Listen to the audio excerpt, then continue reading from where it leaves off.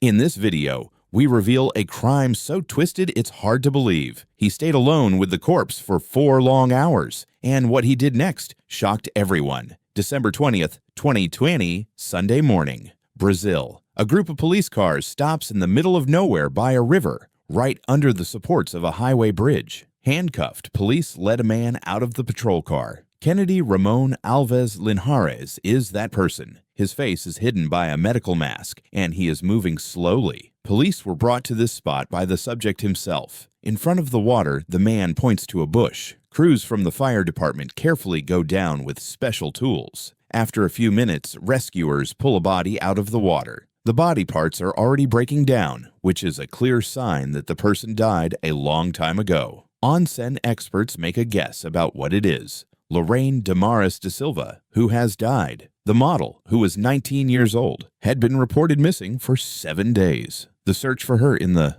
real world was over. The investigation must now find out how she got into the muddy water under the bridge.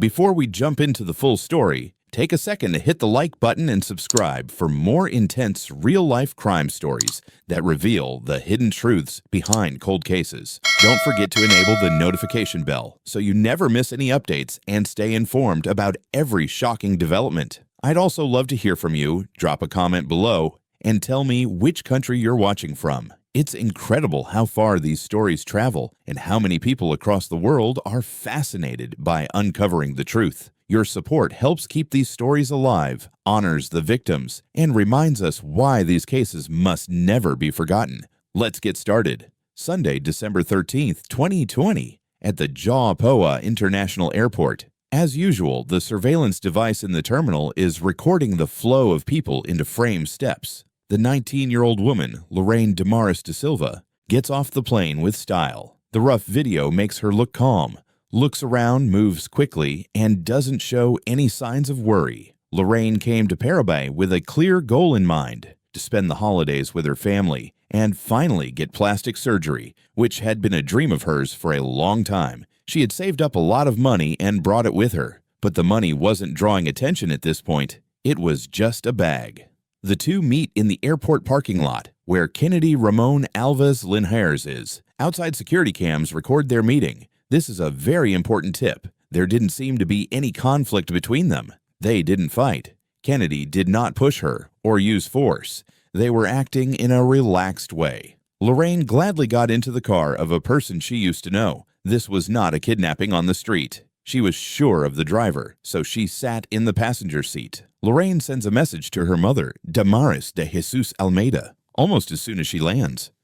A simple text message that says, "I arrived safely. Everything is fine." This is a common way for people to let their loved ones know where they are at all times. When Lorraine sent that last message, her phone stopped talking at all. Kennedy's car left the airport parking lot and joined traffic in the city. After that, there was no sign of her anywhere. It was impossible for any camera to catch her living again, and the digital footprint she had made over the years disappeared all at once. The bells were going off, and soon there would be too much quiet to ignore. There was no news on Monday, December 14th, 2020. There was silence at the start. This morning, Damaris de Jesus Almeida checked her phone for a response to the message from the night before, but the screen stayed blank. During the night, not a single alert had been sent. She kept calling her daughter. No one ever picked up the phone when it rang. A stranger might think this is just another day. Could be that the phone's power died. She might have also been sleeping after a long trip. But Almeida thought this wasn't just strange. It was a huge red sign. In her relationship with Lorraine, there were never times when they didn't talk to each other. She always made sure her daughter knew what was going on and never left for more than a day. That trend had never been broken before. Almeida didn't waste time because he knew that every hour could be very important.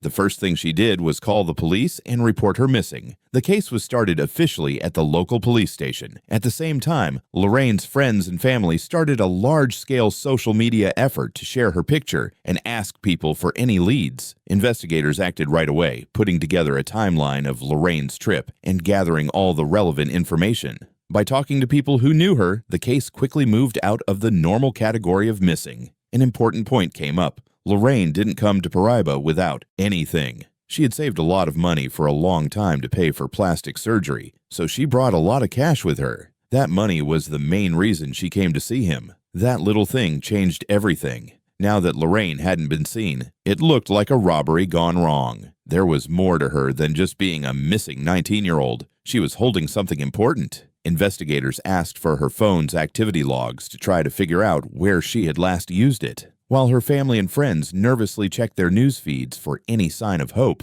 police were already preparing for the worst, including the possibility that the money could have sealed her fate. The man seen with Lorraine in airport security video was quickly identified as the person being looked into. It wasn't long before we knew who he was. Kennedy Ramon Alves Linhares. Even though it was official that he used to date Lorraine, police were more interested in his criminal history than in the details of their relationship. A check of Kennedy's past showed that the 32-year-old had been in trouble with the law before. He had been arrested in the past on accusations of being violent toward a former spouse, which is a clear sign that he may have a history of being violent in close relationships. That wasn't all, though. It was also on his record that he was caught illegally possessing guns and was accused of trafficking controlled substances. For the police, this wasn't just an ex-boyfriend who was worried. This person had a history of acting in risky ways and had access to tools that could make any situation worse. As for what really set off alarm bells for authorities, it was Kennedy's behavior in the days after Lorraine went missing.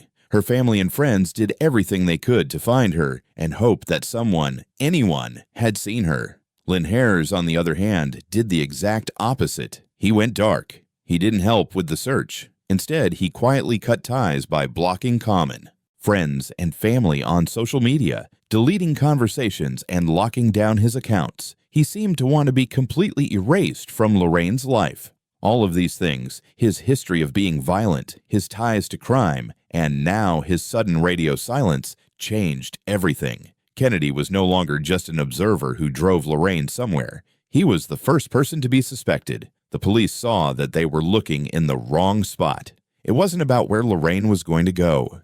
It was close to where Kennedy was. As detectives in Paranba started to look through digital traces and put together a schedule, Kennedy Ramon was already moving. He knew it was risky to stay in the same city where airport cameras had clearly caught his face. So he started what seemed like a getaway plan and left the state for good. The federal highway cops were called on December 19, 2020, a Saturday. Their traffic monitoring tools picked up on a car that looked like the one Kennedy was driving. Important fact is that the car wasn't registered in his name. He was probably using someone else's car to trick systems that read license plates and buy himself more time. The car was stopped on the highway by a police unit. The car was stopped by police. Kennedy was inside. At this point, the investigation and the subject came together in real life. They made sure he was who he said he was, looked over his papers, and ran his name through the national system. But Kennedy's status showed up as clean on the police car's computer. Still, the speed of a car engine was faster than the bureaucratic process of justice. It had been almost a week since the crime, but there was still no official arrest warrant or entry into the government database. The police had no choice but to hold the person who was driving an unfamiliar car because they were breaking the law. He had to be let go. Kennedy went back out on the road and kept going south, sneaking past the marker that would have stopped his run. Still, this meeting taught police something very important. They knew exactly where he was going and what kind of car he was driving. Even though surveillance continued, the suspect and the police became farther apart. Kennedy was caught in the state of Bahia, which is a long way from where the crime happened. Everything was in order this time. The effort to catch him was carried out by both civilian and military police. They got close to a town in the very southern part of the area and arrested the person there. Kennedy Ramon Alves Linhares didn't fight back. The wanted person wasn't by himself when he was caught. Officers standing next to him named him Madsen Henrik Pizos, which caught the attention of agents right away. Kennedy was linked to yet another crime by his appearance. Crazy Madsen had already been arrested in Campina Grande just 2 weeks before, on December 3rd. A .38 caliber revolver and a handgun were among the many guns that police found on him at that time. Both Guns were found to belong to Kennedy Ramon Alves Linhares after ballistic tests and serial numbers were checked. The fact that Madsen was carrying weapons that were registered to the suspect made the prosecutor's case stronger about Kennedy's crime network. But for the police, the death of Lorraine was more important right now. After the papers for the arrest were finished, Kennedy was taken back to Paraná. The detectives who had looked at the airport video frame by frame were about to meet him in person. He knew the hiding part was over now that he was in the questioning room, so he chose a new plan. He told the truth. Kennedy Ramon Alves Linhares began to talk in that room. His story led police to a rental home on the coast of the state that the Linhares family lived in. His statement says that's where he and Lorraine went right after getting off the plane. He said that the first few hours went by slowly. As the two ex-partners talked, the mood between them seemed neutral, but late at night, when they talked about the state of their relationship, everything changed. Kennedy suggested that they get back together. The conversation quickly turned into a heated fight. The suspect tried to defend himself by telling a story that everyone knew, accusing the 19-year-old of starting the fight and making him use physical restraint as a response, he demanded. Linhares said that what he did was an effort to stop her. According to what he said, he put his hands around Lorraine's neck to stop her from moving. But that's not what happened. He put a lot of pressure on her. Kennedy kept squeezing her throat until she stopped fighting back and passed out. Soon after, there were no more signs of life. Man-made suffocation was what killed them. This made it clear that his reasoning didn't make sense. It seems like he only wanted to calm her down. So why didn't he let go of her when she went limp? Why wait so long that you know the end result will be death? After the fight, there was quiet. The beach house was no longer filled with the sound of fights. The body of a person who had been planning surgery just hours before was lying on the floor. They were now victims of a crime who could not move. Kennedy was left to deal with the results of what he said was self-defense. When the fight and the defiance were over, there was silence in the rental home. It makes sense that the criminal would try to run away or hide his tracks, but Kennedy Ramon Alves Linhares didn't move. His body was next to that house for 3 to 4 hours. The formal record of the interrogation says that those hours were spent in a strange form of denial. Linhares gave different stories during his interview. He said that he knew Lorraine was not there, but he also said that he kept waiting for her to wake up. The suspect sat next to the dead body of his ex-partner and hoped for something that couldn't happen. Neither did he call for help. He did not call the police. He didn't do CPR. He did nothing. The numbness went away in the end. Hope died when the cold truth of what had happened set in. Kennedy knew he was by himself in a house where there was proof that could get him life in prison. At that point, he no longer saw Lorraine as someone he could save, but as someone who could hurt him. That was the end of the waiting time. The cleanup then began. He threw away the body and moved on to the next step, which was getting rid of physical proof. He drove down a lonely country road that was far from any homes or routes. There, he emptied Lorraine's things, including her purse and suitcase. A short time later, fire burned them up. ID cards, clothes, makeup, and anything else that could connect her to the suspect's car were all burned up. Even though Linhares later helped the cops, he could never figure out exactly where the fire started. He said it was because his memory was fuzzy and the area was so big. It was impossible for police to find the burn site, but not everything in Lorraine's bags was lost. She didn't lose the big amount of money she had brought for her surgery. Investigators have proven that Kennedy took that money. The financial reason gave the charges a lot more weight. He got away by using Lorraine's cash. With her money in his pocket, he made it to a nearby town, left the car at a friend's house, and got a ride south in a passing truck. This was the start of the trip that led to his arrest. Since authorities now know more about Lorraine's last hours and the cover-up, they looked at her relationship with Kennedy to try to figure out what made her do what she did. They've been together since 2017. They were both 16 years old at the time. Kennedy was almost 30. There was a mismatch of power from the start because of the 13-year age gap and the fact that Kennedy was older and had children from a previous marriage. It looked like care and safety at first. Over time, though, things changed into something much darker. Full power. Lorraine was working on her modeling job by walking in fashion shows, taking pictures for catalogs, and getting more followers on social media. But Kennedy became more angry as her fame grew. His family says that he tried to stop everything. He wouldn't let her work, cut her off from friends, and got angry whenever she did something on her own. What began as a relationship turned into being locked up. Everything was watched over at home, which turned into a high-security area.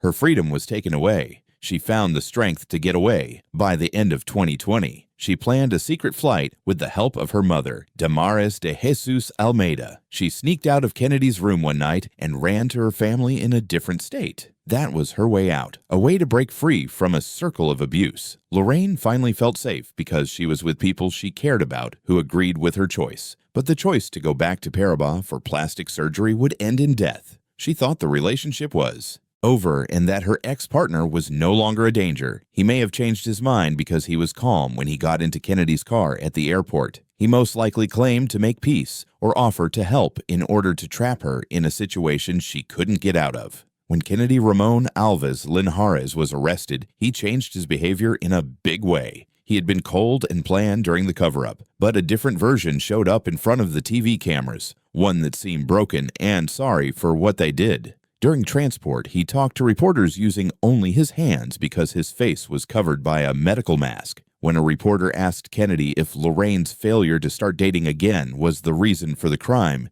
Kennedy shook his head and said that jealousy wasn't the reason. But when someone asked him if he felt bad about what he had done, he cried and gave a strong nod. But when the reporter asked him to say something to the family of the victim, Kennedy flatly refused. He was ready to cry for himself, but he didn't want to talk to the mother of the woman whose life he ended. As the court date got near, Kennedy tried to look like a man who had changed his mind. Local news sites showed video of him holding a Bible while he was being moved between parents. His lawyers told each other that their client had started a food strike. His lawyer told the public that he was shocked by what happened and said that Kennedy was normally a calm and balanced person, so the behavior was not typical of him. The carefully created image of a quiet Christian falls apart when the hard facts of the case are looked at. These facts include strangulation, sitting next to the body for hours, and taking money that didn't belong to him. They kept performing right up until the trial began, but the proof was stronger than the suspect's tears.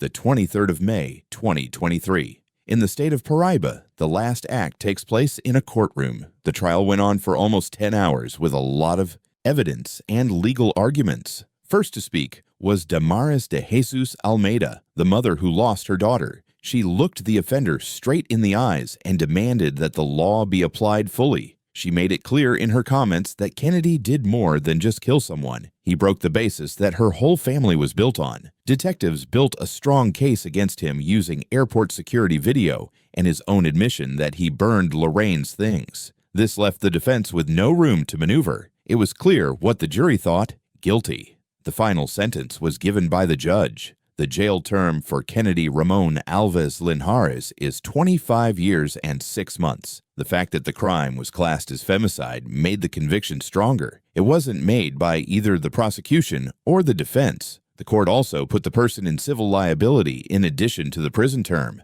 The person who was found guilty had to pay Lorraine's family money for mental pain. The amount of money given as reimbursement was 20,000 Brazilian reais, which was about $4,000 at the time. Kennedy was taken back to a maximum security prison where he will stay for the next 25 years while being watched. It is now clear that the case of Lorraine Damaris da Silva is over. There is a folder in the police archive and a gravestone with a date on it. Thank you for being here and spending your time with me. Life is full of unexpected turns, and staying aware, alert, and mindful is always crucial. If you want to keep up with more content that sharpens your awareness and keeps you informed, don't forget to like this video, subscribe, and turn on notifications so you never miss what's coming next. Your support allows this channel to grow and continue providing value to everyone watching. I want to hear from you, so drop a comment below. Share your thoughts, reflections, or anything you've noticed today. Every comment is read and appreciated, and your participation helps this community stay active and connected. And if you think someone else could benefit from being more aware, make sure to share this video. Awareness grows when we pass it along. Always stay cautious, trust your instincts, and look out for yourself and those around you. Life can shift in an instant, and staying mindful is one of the strongest tools we have. Thank you again for watching, supporting the channel, and being part of this journey. Stay safe, stay alert, and I'll see you in the next video, where we continue to learn, explore, and grow together.